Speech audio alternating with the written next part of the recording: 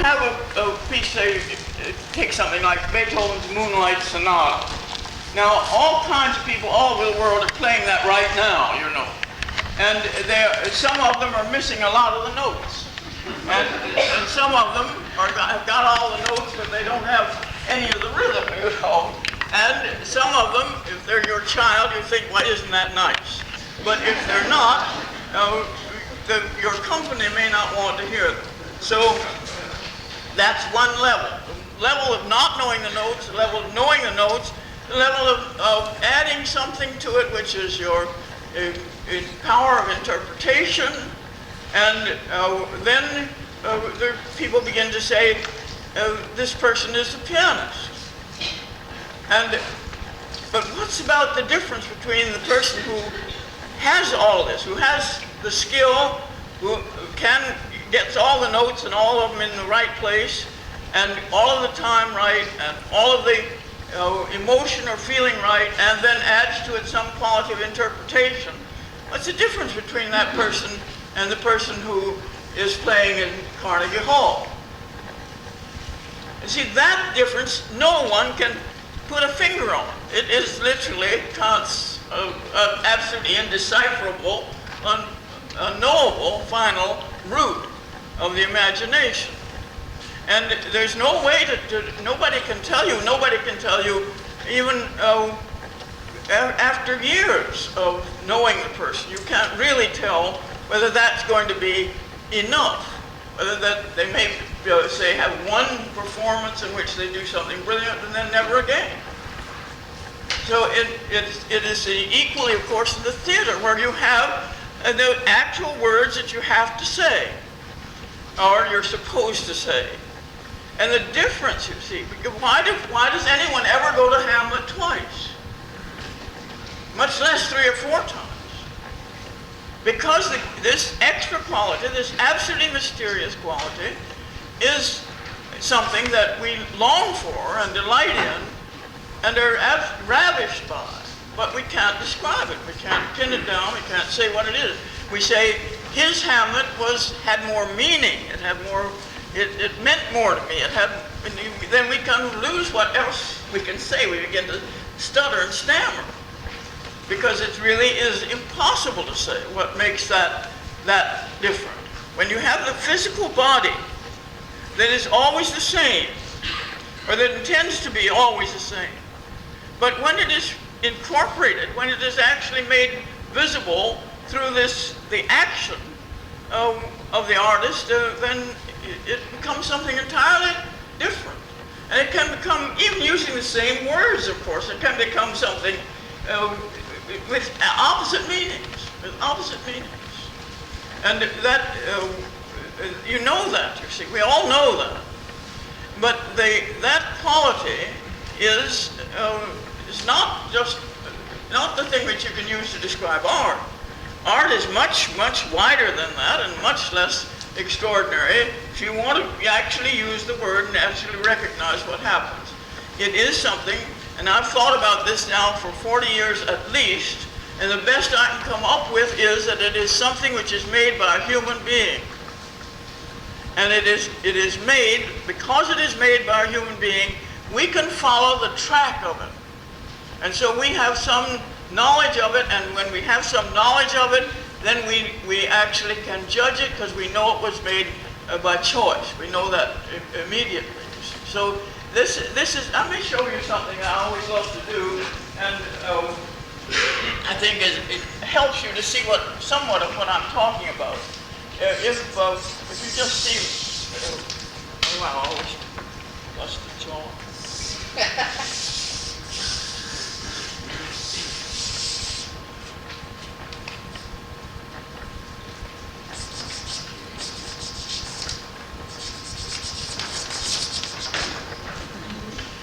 Now, if somebody came in the room, they'd say, what was on the board? Nothing. But if you actually look at those things, you see, you know that if I say the one on top is agitated and angry and furious and has all kinds of feelings of aggression and hostility in it, and the one on the bottom is soothing and quiet and peaceful and pleasant, and shows some of the sense of the sort of rhythm of the natural world and so on, what would you say to me? You're upside down. No, you'd say, or you're cuckoo, or what's the matter with you? Can't you see anything? Or any number of things that you would say, because everybody, it's not anything you were taught. Everybody knows that these two things convey something different. They convey totally different things. And even if you didn't know that it was done by a human being, it would still convey it. That is, if it were a bunch of sticks, you wouldn't have that feeling. But when you know that it is done by a human being, then you know this is choice. And even if you hadn't watched me, the track of my movement is in that thing. And the track of the feeling that I was conveying or trying to convey is in it. And you can follow that. Knowing that it was made by a human being, you can follow that. Now you can enjoy it, of course, if you come across it in the woods in a pile of sticks and a bunch of old funny stuff. You can enjoy that and say, look at that fury in that tree, or the fury in that bush, or whatever, or just the beautiful movement of landscape. You enjoy the same things, you see, but your feeling about them is different when it's made by a person. And this is not anything you have to learn. It isn't anything anybody has to tell you. It is something that you actually know and do, and everybody does know and do it. So the power of anything which is made by a human being is that it reveals choice. And it reveals, because it reveals choice, it reveals value.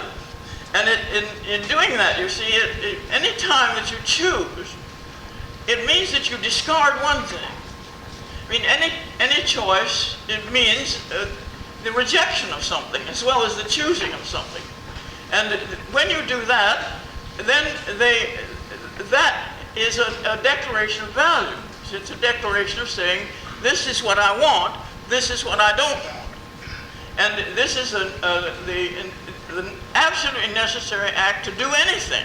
I mean, just to get here to this hall, to do anything, is that you've got to make choices. And the choices that you make constitute yourself, but they also constitute the judgment that people are going to make when they can see what choices you've made. And the work of art does reveal that. That's what's so extraordinary, exactly as even the scrawl reveals it. The actual work of art can reveal it, does inevitably, must reveal it. And it reveals it because it is made out of choices.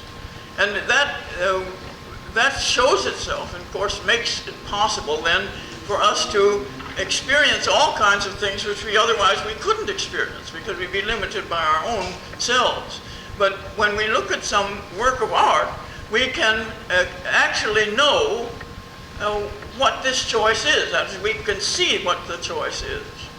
And we can recognize it then as something which is which belongs to our kingdom, our human kingdom. Because that's art. Art is our human kingdom. Nobody else is in it. Angels, no good. Animals, no good. They don't have anything to do with it. The only place that statement of mine is broken is in music. See, because all angels are often shown, tootling horns and playing harps, famously. Almost all angels seem to be musical, don't they? And also, music is the only art, only part of our kingdom that the animals ever care about. And they care about it so much that you could train horses to dance, and elephants, and you actually, and to my endless delight, in places where there are large dairy farms, the radio stations play music which is suited to cows. It's also suited to other people. Real people, or whatever you say. but it is suited primarily, it is played primarily for cows in the early mornings when they're being milked. Because they like it. If it's cow music, they think it's very nice. And equally, don't have an exalted taste in music, I have to admit. But they also have some taste, because if, for instance, they hear rock and roll, they don't give any milk at all. And this is, I'm not making this up, you see, this is actually true.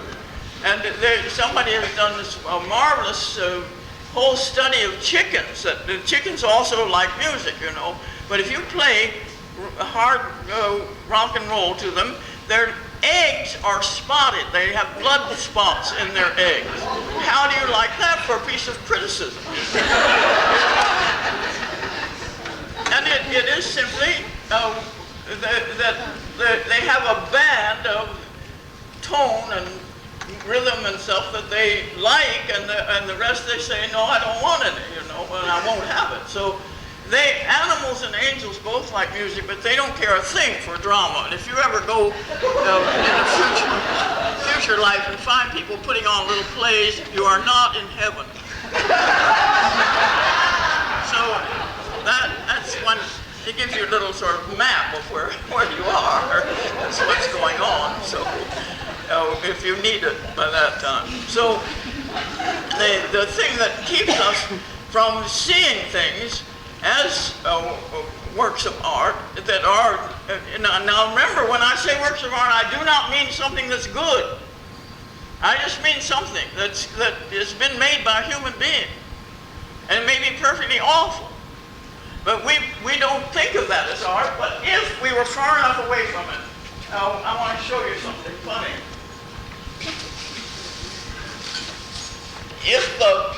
If you were 5,000 years from now, you had the pleasure of going into, oh dear, I don't know whether I can get that up on there. Okay. Let's put it up there and then put this down.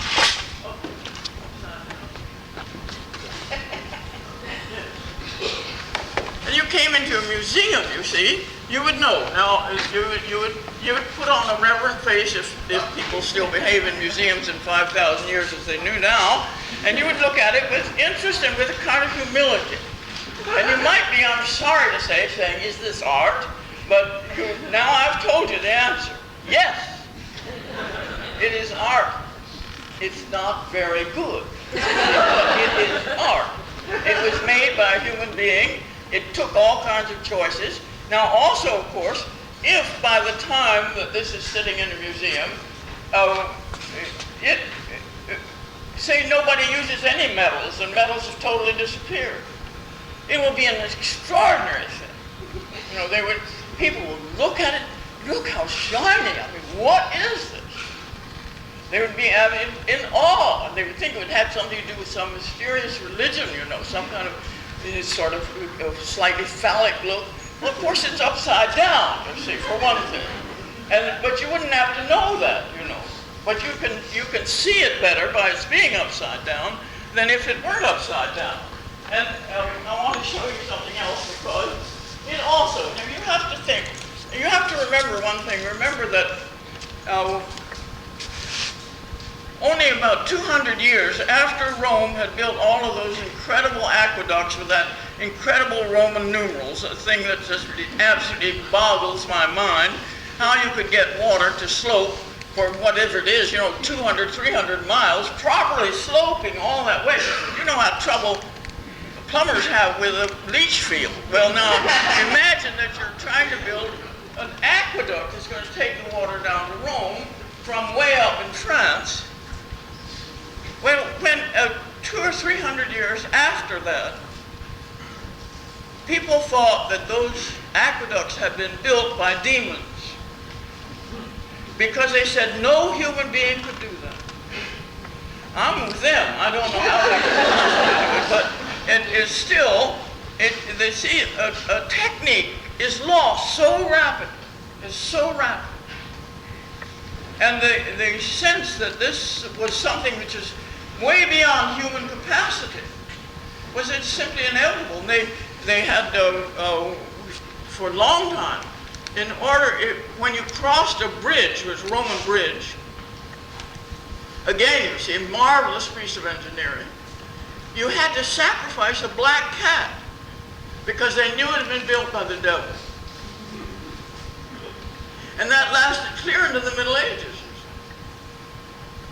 And then one time, people, in digging a well, and this is about 800 AD, Rome gone, nothing else really arising in Europe,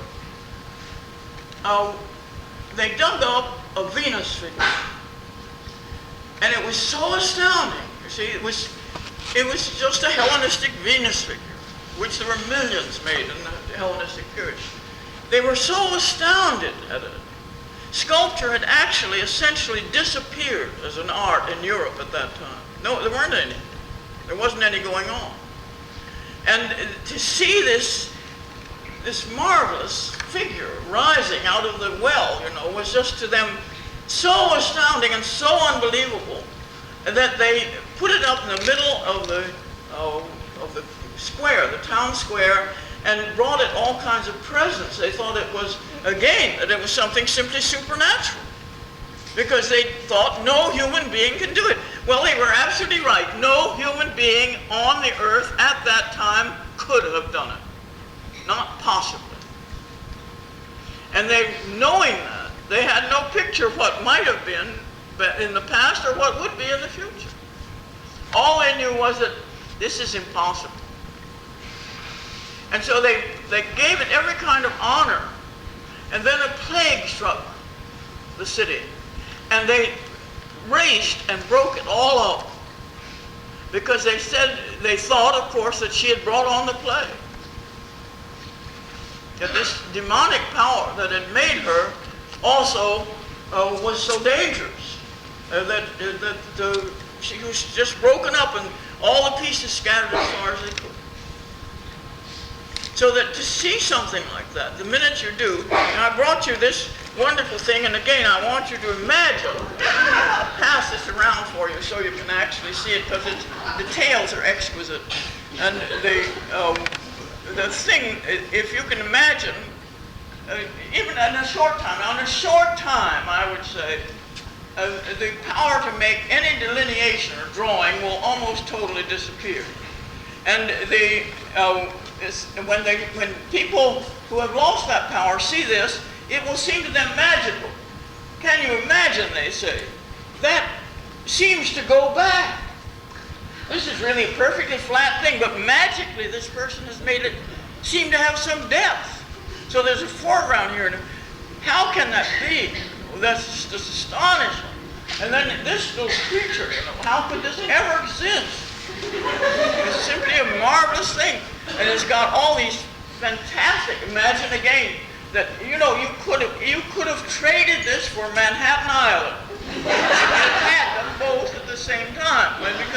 Because it is an object of extraordinary, astonishing, whatever, I don't know what. Not beauty exactly, but just magical extraordinariness. And we see it, of course, it is absolutely nothing. We think it is, you can pass it around and get the full benefit of all his costume and the curious and angry look on his face. He looks like someone astonished in the bathroom. You just must see him. I mean, he's really a study. But anyway, a thing that is a work of art, and you can recognize it as a work either by, when you go into the building, it says art on the top of the building, and so you know, then you're warned, or you know it. And you have no right then to say, is this art? Though you undoubtedly often will think that. But try to get out of your mind that it has to do, when you use the word art, that it has to do with some kind of extraordinary excellence. It has to do with our own kingdom, the human kingdom of people who make things.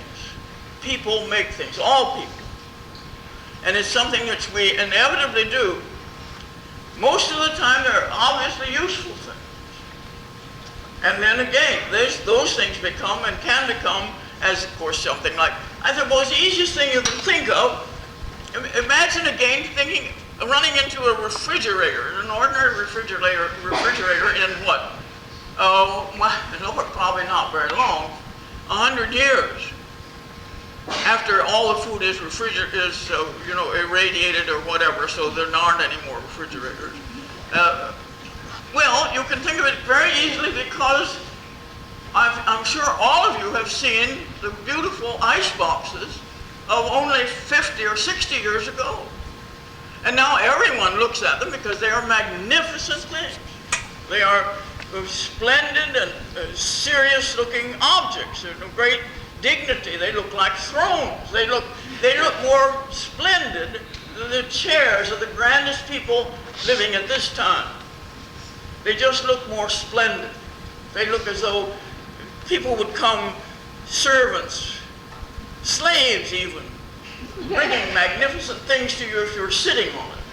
Because of that beautiful oak and those heavy brass things and they're just simply monumental. People stand in front of them, just their jaws drop. Well, that's because they're far enough away. And so then you have to see them that way because you aren't fooling with them as things which you use. So this quality is, the power is the power that the creation of something by a human being exercises on all of us. And in looking at the whole history of art, and we're going to have a wonderful spin through a lot of the history of art tonight so that I can show you what it is that happens. You know, everybody's always heard the expression, seeing is believing. All of us, when we think in terms of pictures. And I know that, and I know that you'll know it if I say to you, dog. Now, how many of you had a dog jump into your mind out of nowhere, out of my saying dog? Now, did anybody not have a dog? Did anybody not have a dog? Did anybody have a horned creature?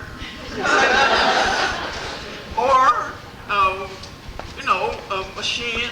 No, sir. It was a dog. And it might be a dog that you love. It might be a dog that you hate. It might be a dog that's a public dog like Lassie or, some of the famous public dogs. Rin Tin Tin may appear in some people's minds and does appear when I say Rin Tin Tin. If those of you old enough to recall Rin Tin Tin. Lassie, certainly.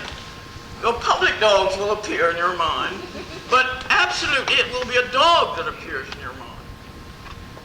And the same thing if I say pear, if I say if I say apple, if I say chair, if I say anything, all these things jump into your mind.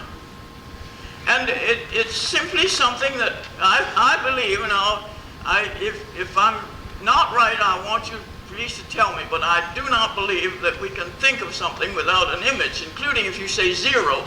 For most of us, a zero comes into your mind, doesn't it? Sometimes on a blackboard, sometimes on a piece of paper, but these things come into your mind. Now, the world gives you those things, but suppose instead that it's something which you've never seen, and no one else has ever seen. Then what comes into your mind when you say something like the ideal person, the ideal human being? Well, you see, almost nothing. I mean, things go sorting through your mind and rapidly dismissed, This won't do. That one won't do. No, that's not it. And then if I say something like demons, you see, well, what comes into your mind is probably a Walt Disney demon or something that has been revealed to you by an artist. The artist has imagined what this looks like and is able to make it look like that and to make it convincing to you who've never seen it and who never will see it because it doesn't exist. So that that power which the artist has is to make the thing believable that's invisible. Just to make it believable. And so where has art flourished? Of course in connection with religion. Because religion has always been concerned with the invisible world as well as with the visible world, but with the invisible world too.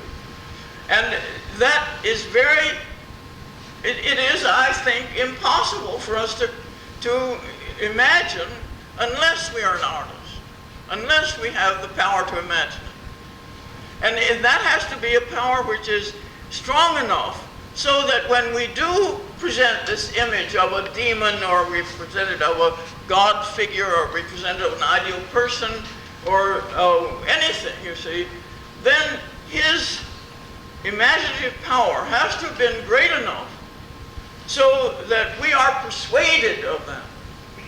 We are persuaded of the reality of that because we see it. And it seems then real to us.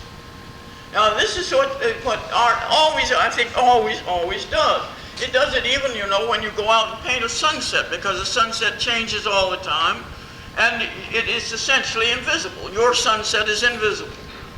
It may be seen by all kinds of other people at that time, but it becomes invisible. And if you are an artist of sufficient power, like Turner or something, then you can hold that in people's minds. Then they can see it and know it.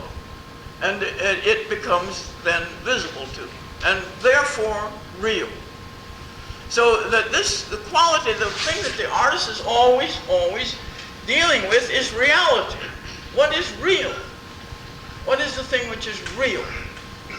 And it changes, of course, all the time.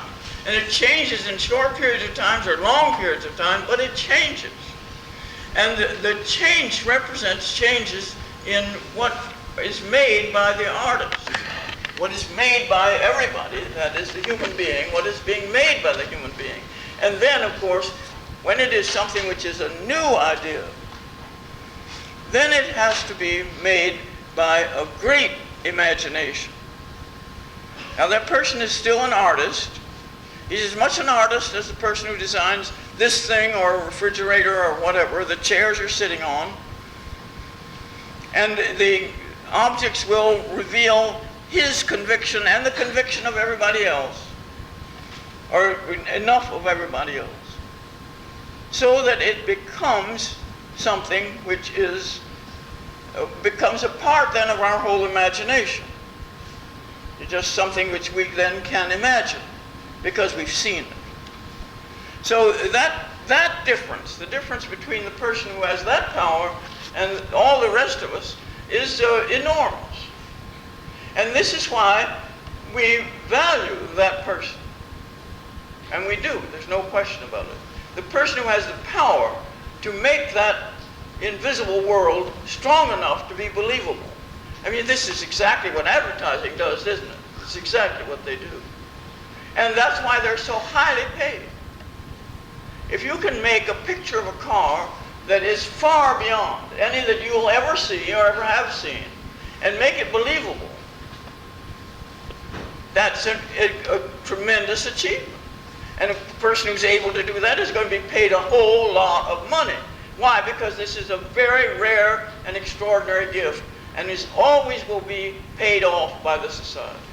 Always.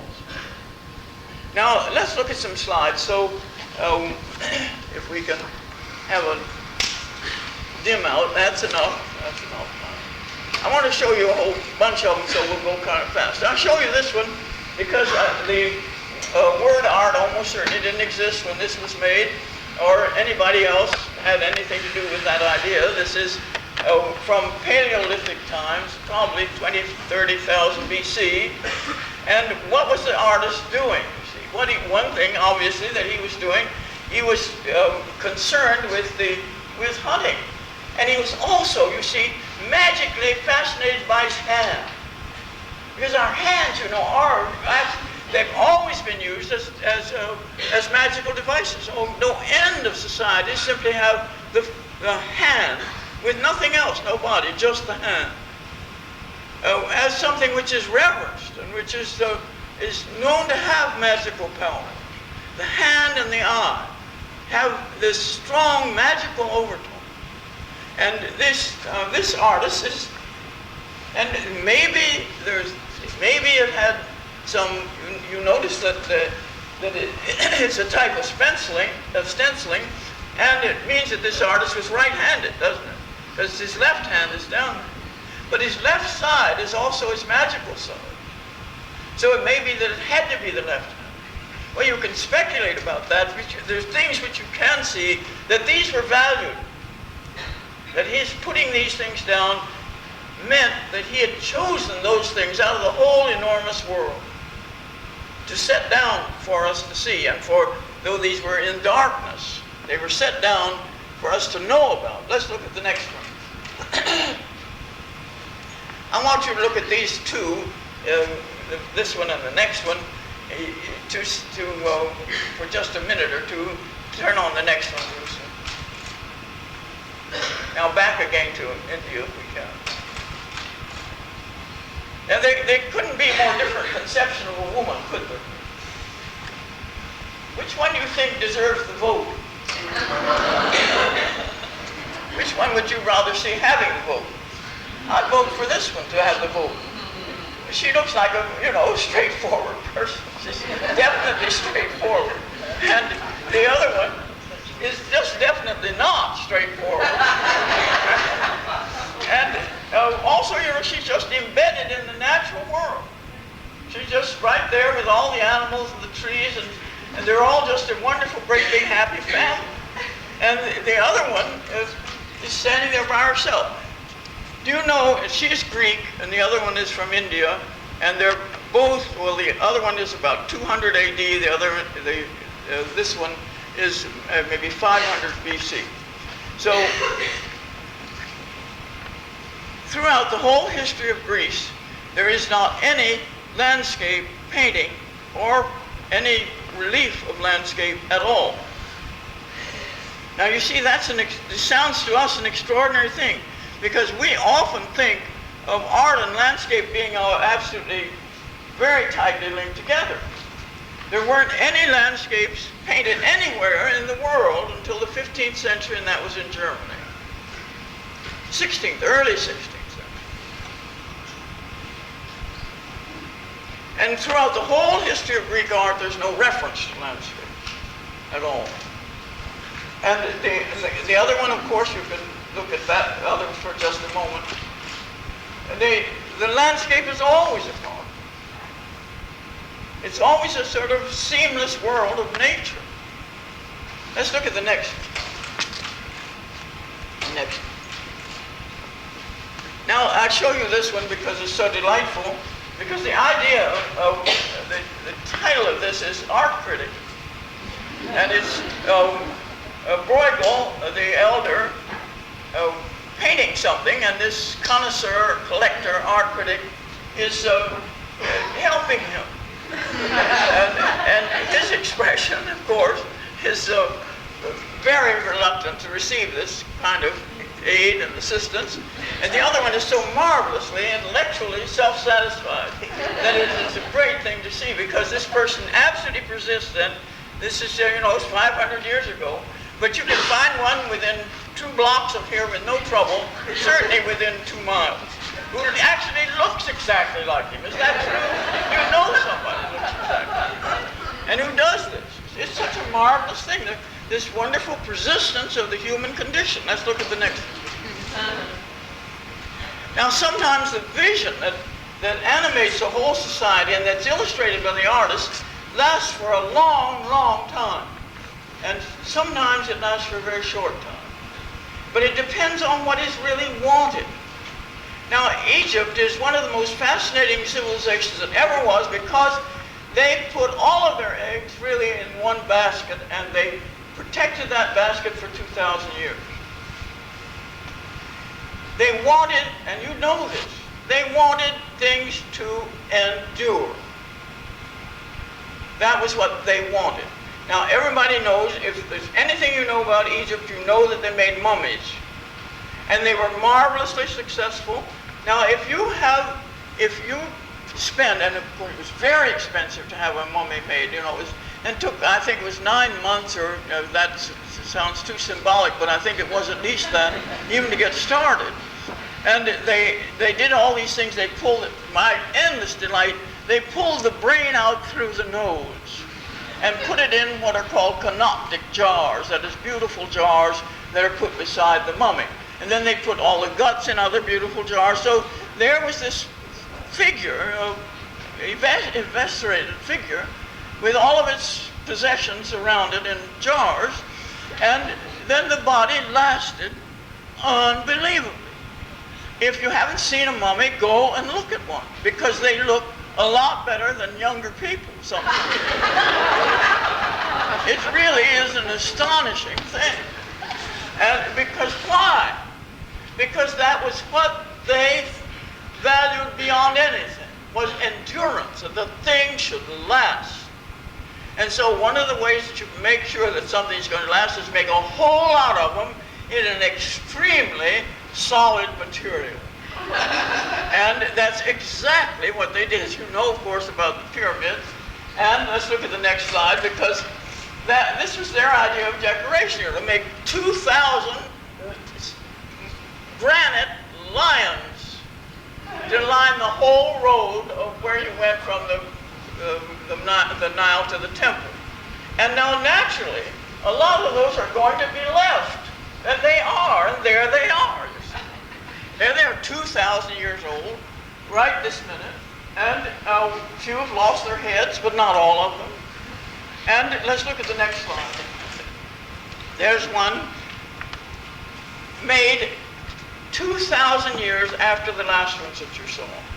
So not only did they make the same thing over and over and over, but they kept on making new ones over and over and over. So there's an enormous supply.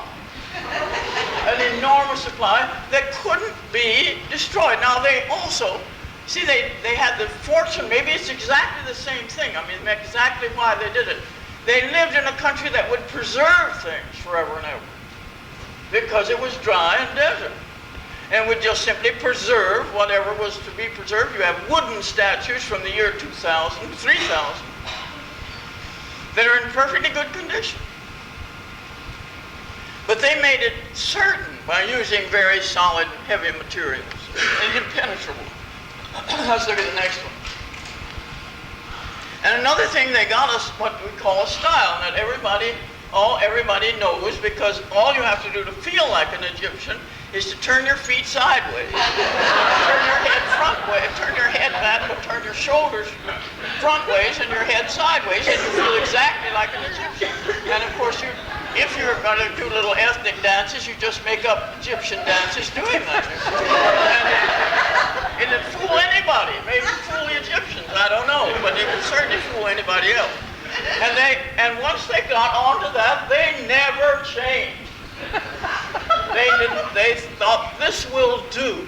And they just stayed with it. Now, this is so early. Let's look at the next slide. And there's the same thing. You see those same front view shoulders, side view head, of this huge figure and little tiny figures. The huge figure is the pharaoh. They thought, you know, that greatness had to be shown as big. How big was Alexander Pa that people called him great? Was a poem in the 19th century, and it is the question which the Egyptians answered 4 times as big as other people. And that's exactly the way he's always represented. Now this again, this is right before the Greeks conquered, that is right before the 4th century, before they conquered Egypt. And yet there it is, the same vision, exactly the same conviction about reality, the same conviction and satisfaction with the vision that was given now 3,000 years before. Now you know that's just amazing. Because people, they weren't conquered, but they were conquered 1 or 2 times, but mostly they weren't. But the people immediately began to do exactly the same thing, because the power of the vision was so great. Let's look at the next one. And there's another wonder. This is from at least 3000 BC. And here it is, you could find in any museum in the world practically duplicates of this. With that business, they thought, well, we'll make it a little bit friendly by not making the arms both down the side. So we put one here. And that seems then so satisfactory, they keep right on doing it, you see. Again, for thousands of years. Let's look at the next one. This is about 700 BC, and the other was over 3000 BC. And yet they could have been done by the same man. And the way people learned to be an artist, they were given an image like this, and if they could copy it absolutely, then they were called an artist. They were not supposed, and they never did, make any kind of change or variation. The only thing they lost was a kind of mysterious and absolutely unanalyzable seriousness, high seriousness. And that's what the things of, say, 2,700 had, but the things of 700 don't have. But it's very, you have to really look at the real object, not a reproduction of it, to see what that is. So it's an example. Let's look at the next slide. Example of something that was perfectly satisfactory for 2,000 or 3,000 years. And it was meant everything to everybody, so that they were tremendous production of art, you know, just enormous production. Great, everything had to have an image. It was part of their religious belief. You had to have at least 3 or 4 images of yourself, because they believed that there was something that was exactly like our idea of a ghost, that liked to live in the body that it knew. And so they made lots of them for the ghost. In case one was destroyed, then the ghost would have another one, and so on. So it was very tied into their whole religious belief. Now, I want to show you what the opposite condition happening. Because you have, in Greece, you have one of the shortest and most brilliant developments of the image and of the dream, and this, in this instance, the dream of an ideal human being. And somebody who is strong and vigorous and athletic, but not bulging with muscles, but simply a vibrant, living, brilliant human being. And that idea is terribly difficult to incorporate. And it was so difficult that the Greeks never used any model. They thought it would have been ridiculous, and it would be ridiculous. If you want to make the ideal human being, you cannot use a human being for it. Because there isn't any ideal human being. We're all real human beings, not ideal human beings. And so they never used a model under any circumstances. They couldn't have imagined using a model until they lose their whole business, which is by the 4th century. They have a period of about, literally, 35 years of greatness. Before that, they're straining for it. As you see here, this is they know that there's something about, and they use the nude male figure. They never use a nude female figure. It was always a clothed female figure. I'll just show you the nude male ones this time.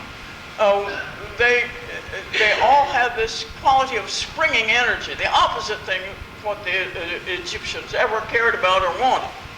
They seem to be poised on something, ready to leap. And even when they're not, you know, what you could call well-made. They're not that way. Now let's look at, this is 550 BC. Let's look at the next one. That's 450 BC. In 100 years, they've moved to an absolute mastery of the human body and a perfect fulfillment of the dream that they have. Let's look at the next slide as the detail of this. This is Zeus Poseidon. This is an ideal human being. And this is so true.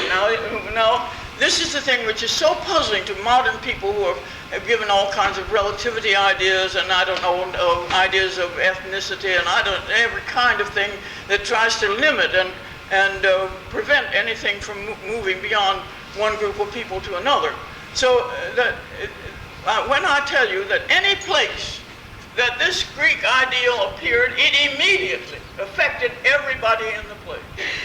It didn't matter whether it was in India, whether it was in China, wherever it was, when they saw this high moment of Greek work, they instantly said, I give up.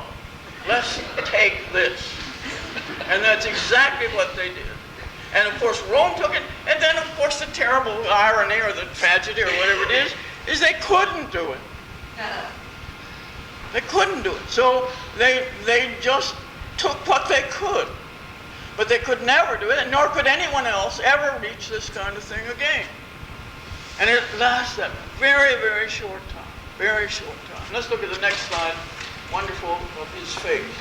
They had, of course, eyes set in. You know, that's true of great numbers of sculpture, because the most extraordinary thing about our faces is that our eyes are made of a different material from anything else in the body. Isn't that true?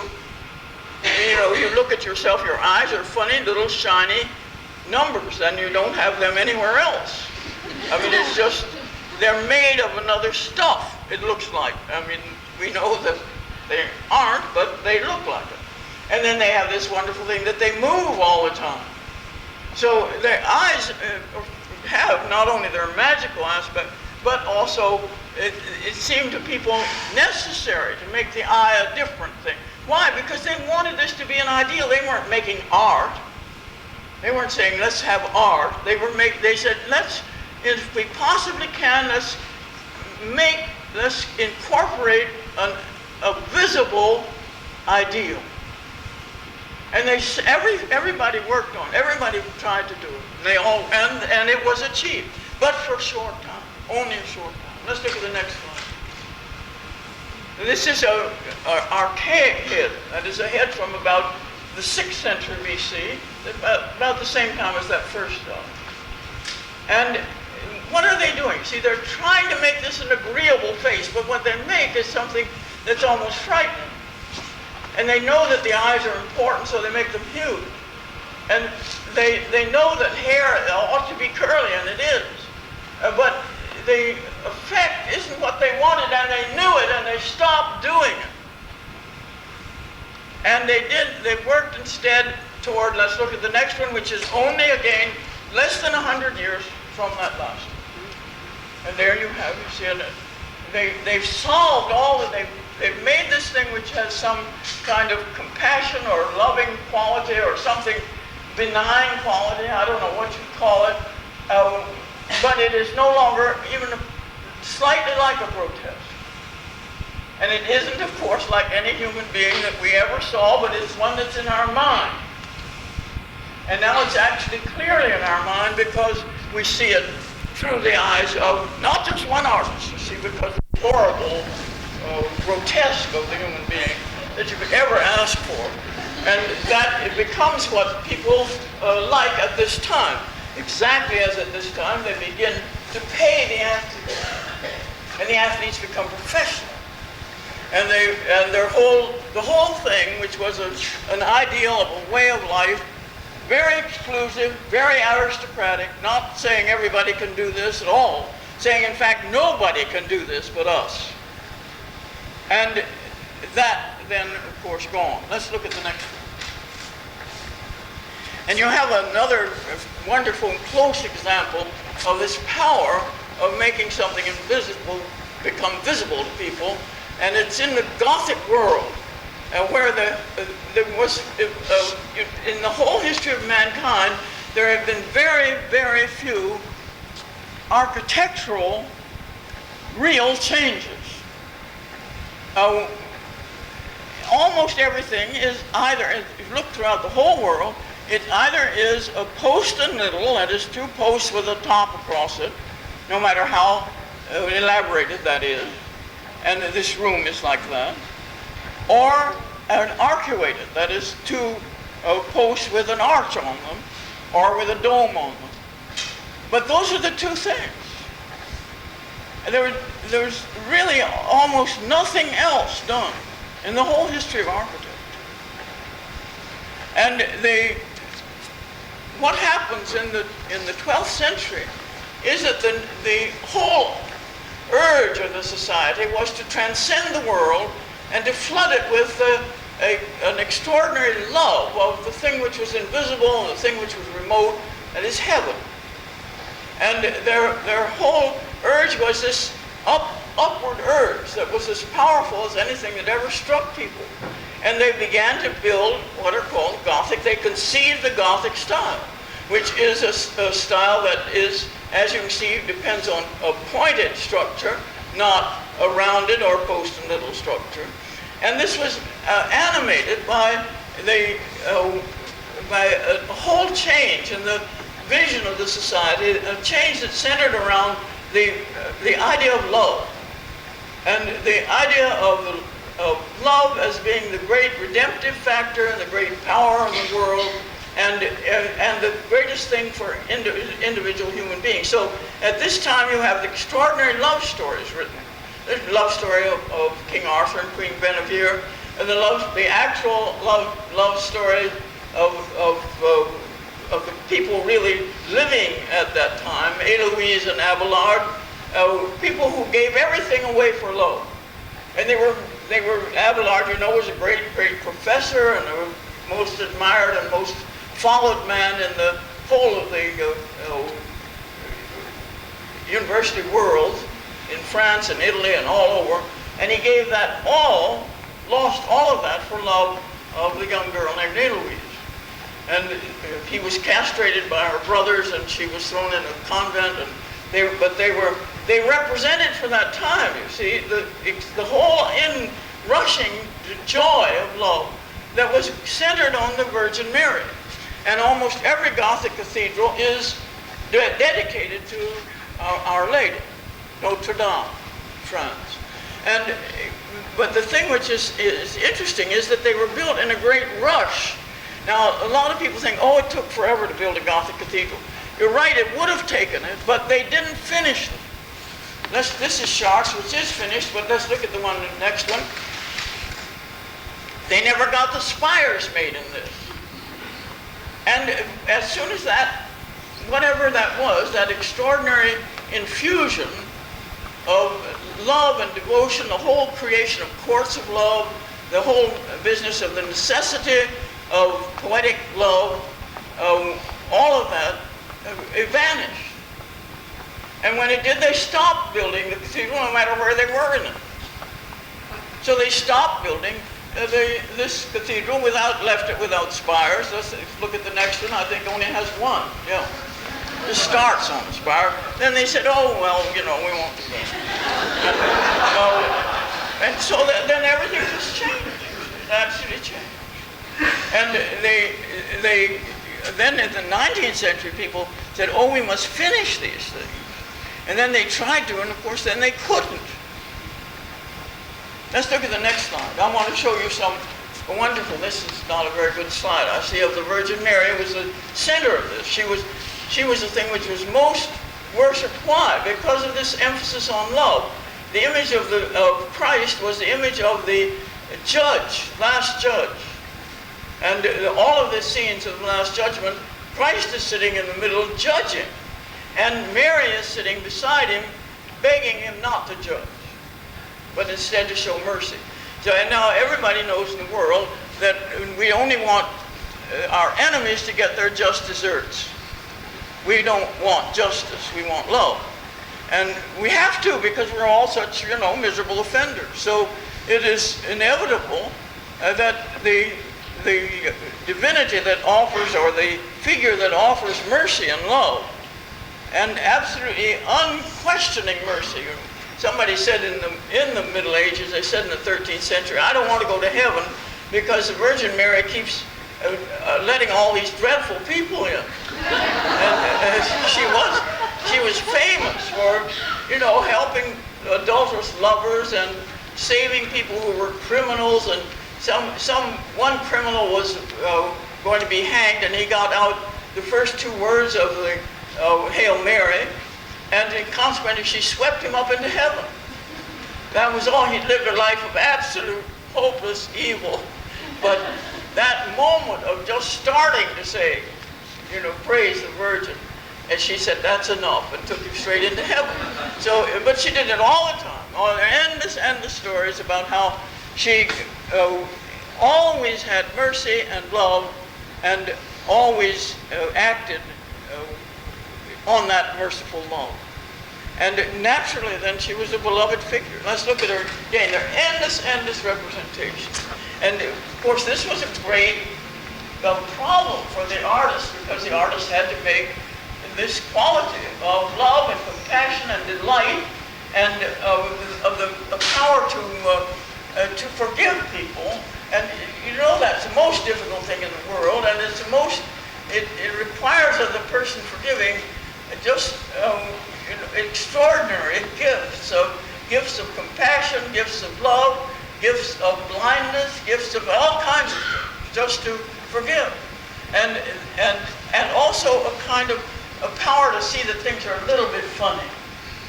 You can forgive as long as you aren't deathly serious. And she wasn't. She wasn't really deathly serious. She had this slightly amused, tender face. Let's look at there are no end of them. All of them have this kind of gaiety, this kind of wonderful jolliness. It was very fashionable in the both the 13th and 14th, but increasingly the 14th, this is early 14th century, for women to have a very high forehead. And they plucked their hair back here to the middle of their heads in order to have a high forehead, a high domy forehead. And you see that she's given this kind of fashion look to them very much like fashion. Looks to us like she's losing her hair, but it gave her the same extremely chic look, that we would recognize in somebody, with beautifully painted fingernails or something. Let's look at the next slide. Now, always this light, and you'll notice that the thing that made her so precious to people was, of course, that she was the mother of Christ. And so he's always shown very small in relation to her. He's really a baby. She obviously has complete control over him. And so if your devotion was toward her, you were secure. Let's look at the next one. The next one. Here's another wonderfully modern looking, fashionable. You know right away that she looks fashionable. She doesn't. Let's look at the next one. And then that world came to an end. It just collapsed, and instead, people collapsed because of the Black Death, in which over a third or to a half of the people in the whole of Europe died. It collapsed because of the Papal Schism. Everything that they had believed in, everything that was powerful for them, was destroyed. And even to the worship of the Virgin, because it had become so powerful that the church did everything to stop it. Because it was simply diverting everybody from the image of Christ. It was diverting them from the God the Father, the Holy Ghost, the whole thing. And so their feeling was against it. And all of this came together so that it was exactly like the cathedrals themselves. One of the great cathedrals at Beauvais, they wanted to have the tallest spire in the world, and they did have the tallest spire in the world, and it fell down on everybody. And so that was discouraging. It's architecturally discouraging, and other ways too. So it was part of that kind of collapse. In the Middle Ages, there's no interest whatever in the landscape as any kind of thing, or the actuality of people's appearance. By the end of the 14th century, let's look at the next slide, that changes. Now you see they still have a gold background, which really showed the idea of the mind of God against which everything happens. And so he stands there being martyred. He's not the least bit disturbed by this martyrdom. He's being boiled in oil. And what he does is say, put a little more fire on. Stoke up the fire a bit. And then they see pounding him with those heated things, everybody. His condition is unfortunate if we had any faith that he was an actual human being, which we know he isn't. He's a saint, and he is not disturbed by the things which would really disturb us. But that image can't persist in the Renaissance. It can't persist when you begin to have, again, the sense that what are we? What a great work is man. What an extraordinary thing he is. And what an extraordinary thing the world he lives in. Let's look at the next slide.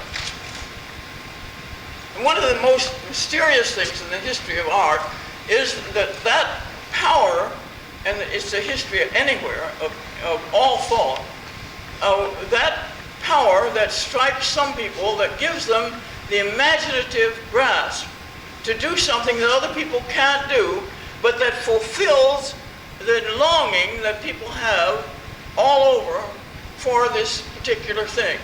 And that longing for human beings who were on an extraordinary scale and on marvelous qualities, again, was a longing of the Renaissance. And a young man who studied with this painter, who's called, and who is still very medieval in his whole feeling of these people look very proper. This is Adam and Eve. They look as though they're at a tea party and just have forgotten their clothes, or you're not supposed to notice it, or something. But they're extremely elegant and sort of high-bred people, not at all the kind that we can really join into or empathize with. Let's look at the next one. Now, his very pupil, in 1 year after he painted this, his pupil, Masaccio, paints this extraordinary expulsion from the Garden of Eden. And Masaccio is a mystery to everybody because he died by the time he was 25 years old. And he totally changed everybody's vision of the world, right down to the present time. We are still dependent on Masaccio's vision, which is that people have a certain physical relation to the world and to architecture.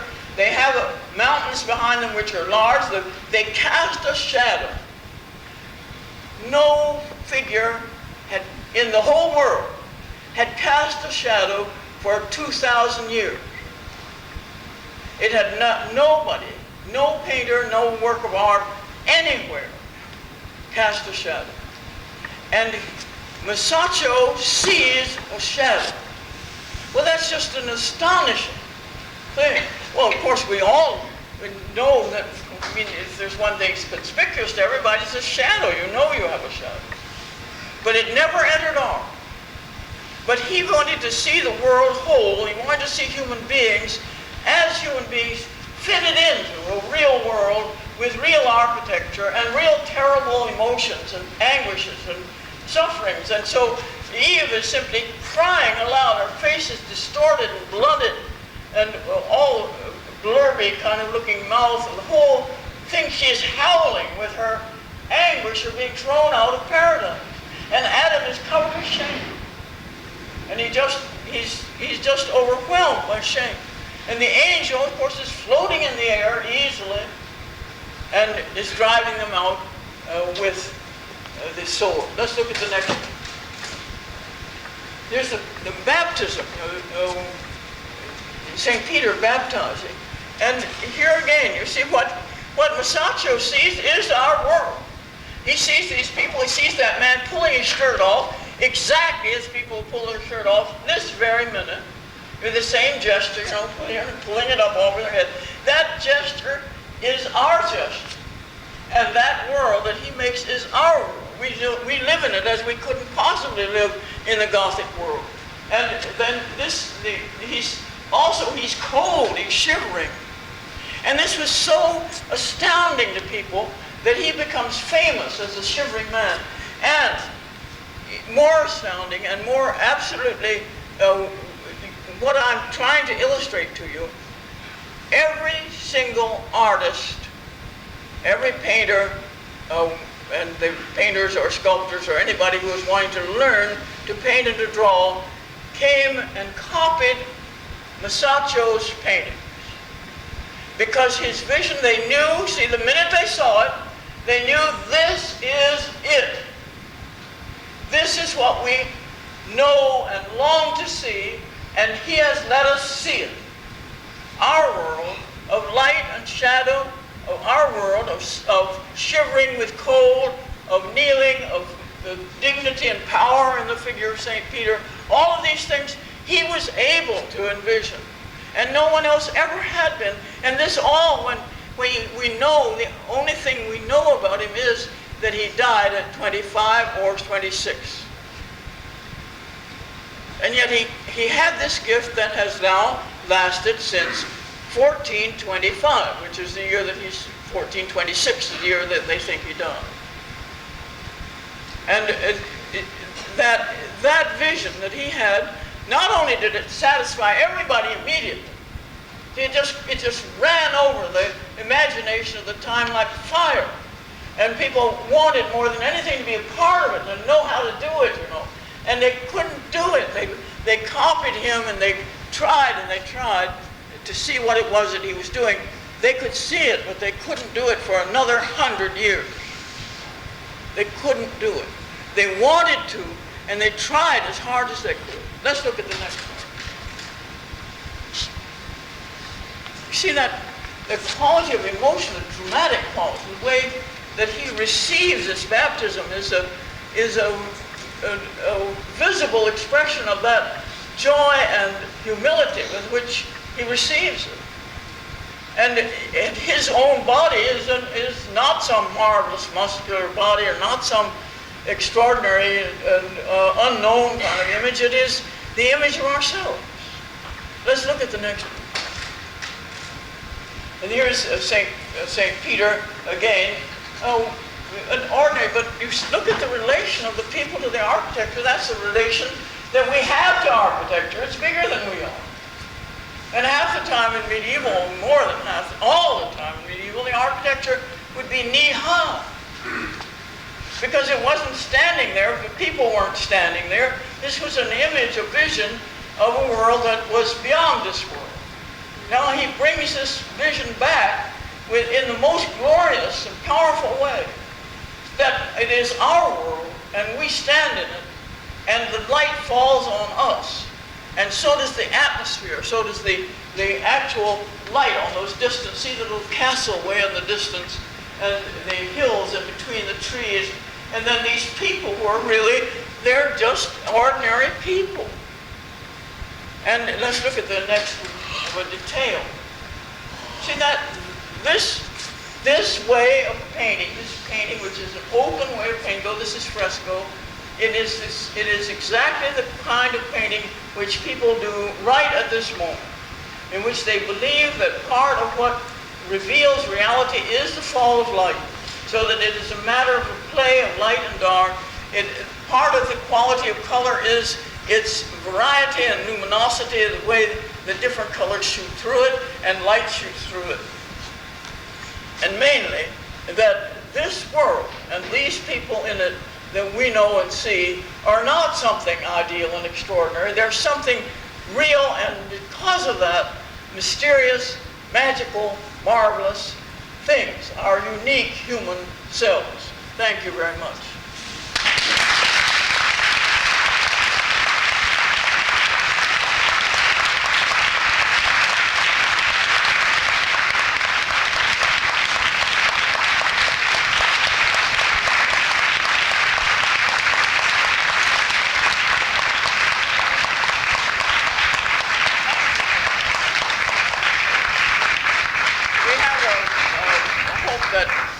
Paul is going to receive the questions and say them aloud so everybody can hear the question, and then I'm going to answer them. Now I promise not to take forever, but if you want to go anytime that you want to, that you can get out without treading on too many people or whatever. So if you have any questions, yeah, we can turn Masaccio off. Now, you don't have to ask questions. I just, if you want to, I'd be happy to answer them. So, why do artists paint?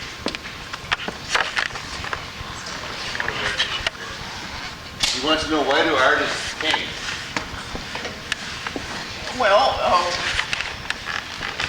I mean, you mean right now, or why did they ever, or I think they always have painted. I mean, they haven't always painted as we do with oil or with watercolor or something, but they've done things like drawing and then filling them in with some kind of color. And the cave paintings from that ancient time are colored drawings, really. And people draw naturally. There's no stopping them. They just draw naturally because you can show so many things with drawing. It's exactly if you're standing outside or it's anywhere and you say, how do I get so-and-so? If they have a piece of paper and a pencil, they'll they'll show that, well, you turn here and then you go this far and you go so on. They'd make little maps. And everybody does this absolutely naturally. And if you want, and we also, of course, all human beings always have a terrible desire to halt time, because we know that it's going to wash us away. And so we want, if we possibly can, to stop it. And one of the ways that we can stop it is by painting or drawing or making a thing. Exactly as the people in the Paleolithic time, they stopped those bison by making a drawing of them in the caves. And then they stopped them furthermore by drawing an arrow through them. Or not an arrow, but a spear through them. So that they were making time stop. Now, this has been true for everybody. It's why there ever are portraits of anybody, and there have been portraits of people forever. And also why you want to make this thing visible that will be invisible. And you've got to do that. Now, the fact that we use oil painting comes directly from that period, the 15th century. Actually, it was invented in the north. It was invented by the Van Eycks, or first used, and then was taken to Italy. But since that time, oil painting has had a kind of priority over other ways of painting. And then increasingly, of course, in our own time, every imaginable thing is used. You can just as well use, oatmeal as oil. It doesn't make any difference. Maybe better now that they have such a good name. Oatmeal has such a good name. Yes. Real trick about the fact that it took so long for people to paint landscapes until this 5-6 centuries ago. Is that kind of analogous to the development of kids and their painting, how they start off with things where the spatial relationships aren't very realistic, and then they get better? Is it the same sort of thing with development evolutionarily? Well, he's asking how was it so late that landscapes came into painting, and he drew the analogy to children drawing sort of stick figures and shapes without a sense of landscape. Right? Yeah. Well, I think that is part of the same thing. That is, you've got to have a special attitude. You've got to have a special interest in landscape. Landscape has almost totally disappeared among young painters at the present time. Why? Now, it may reappear with the whole interest in environmentalism, but there has to be some reason. Now, part of the reason that landscape arose in the 16th century is because exactly of Masaccio believing in the reality and the splendor of the natural world. And in the northern part of Europe, there had been a whole philosophical position, which is called nominalism, in which they believed that all reality is in the thing, in whatever individual thing. There isn't any universal reality. But the reality of this chair is in this chair, not in some universal chair that we don't know. And so everything began to be looked at with great, every blade of grass, every tiny wrinkle in clothes, everything was looked at with this extremely sharp and devoted eye that wanted to see this because it was real. That was where the reality lay. And that was much stronger in the northern countries, in Germany and so on, than it was in Italy. But it was still part of this whole, it's not acceptance of the world, it's a rejoicing in the world and a rejoicing in the actuality of people, of not some remote people, but the dignity and splendor of an actual person and the dignity and splendor of the actual world. But you've got to have some kind of reason to want to record the natural world. Either you've got to think that it is sacred, that it has some great sacred power, or that it is of immense value and preciousness, or whatever it is. But you have to have, before you take the trouble of painting or carving or setting down anything, anything at all, you have to have some sense of reverence toward that thing. of the preciousness and, in a sense, the sacredness of that thing. Or you won't bother to do it. Life's too short. You won't bother to do it. Yes? In the light of your definition of what art is, could you say something about the distinctions made between art and craft? She's interested in the distinction between art and craft. Yeah. It's a distinction which is, unfortunately, still prevails and has absolutely no validity whatever. It has absolutely none. But it is a kind of shibboleth that's got so many people frightened that they don't know what to do. It's just ludicrous, and it's tragic, and it comes from that the ridiculous idea that there's such a thing as fine art and not fine art. Well, there's good art and there's lousy art. Everybody that has any sense ought to know that, because just like there are good people and lousy people. We're not all little angels dancing around in great beauty and joy. We're marvelously varied, and many vary down to the darker side. So that is exactly the same true in the art that we make, the things that we make, the art that we make. But to pretend that there's some great distinction between fine arts, which means art for art's sake.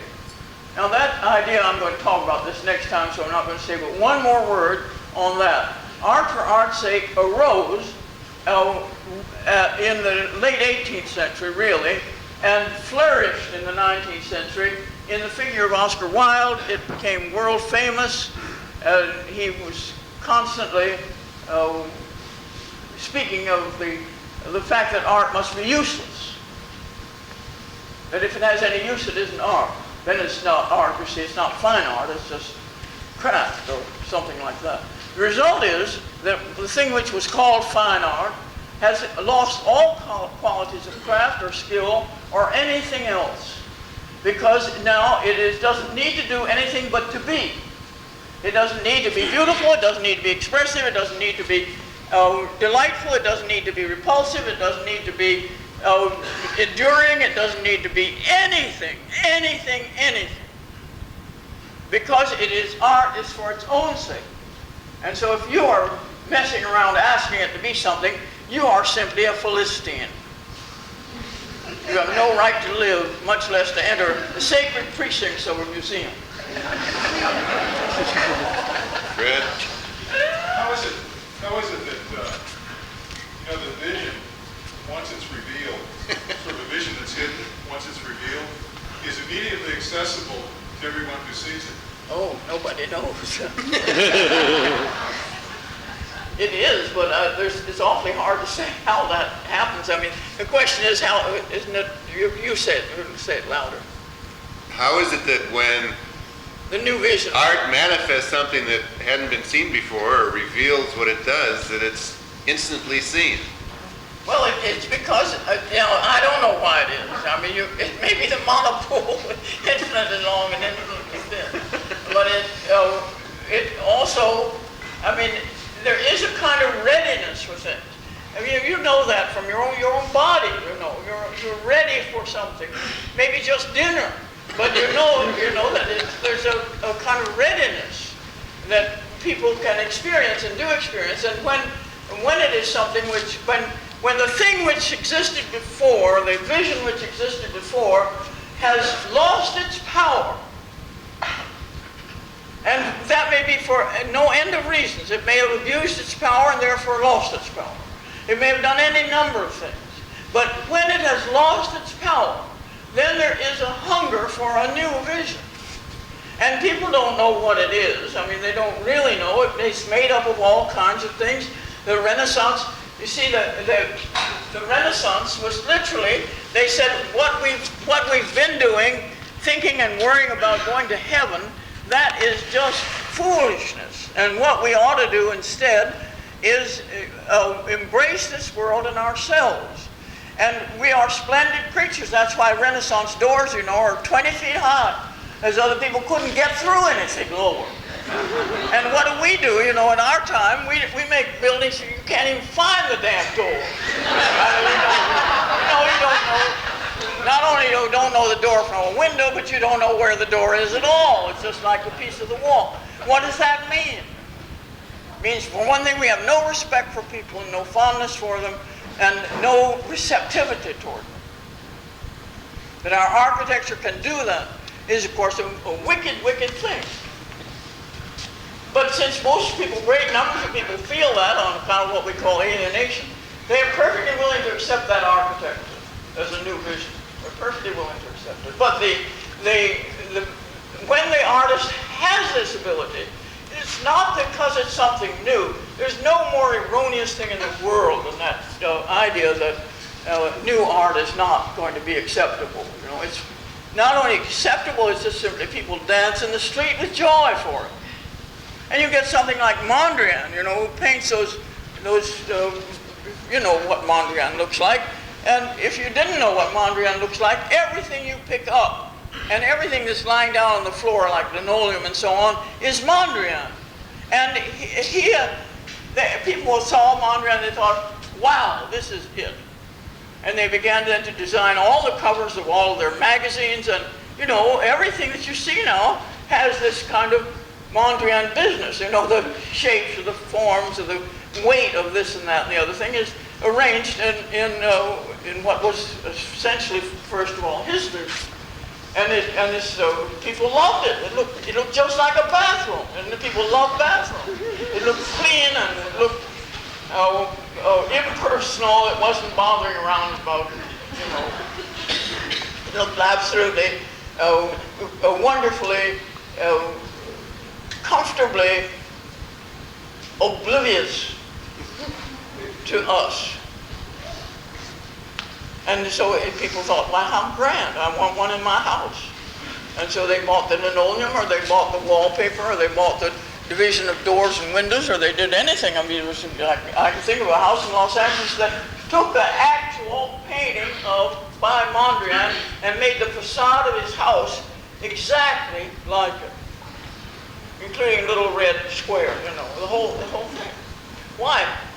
Just lovely, you know. It had absolutely no sense of emotion, nothing but sort of extraordinary geometric tensions. That's much better than human emotions. So, my good, it's time to go to bed. Bye-bye.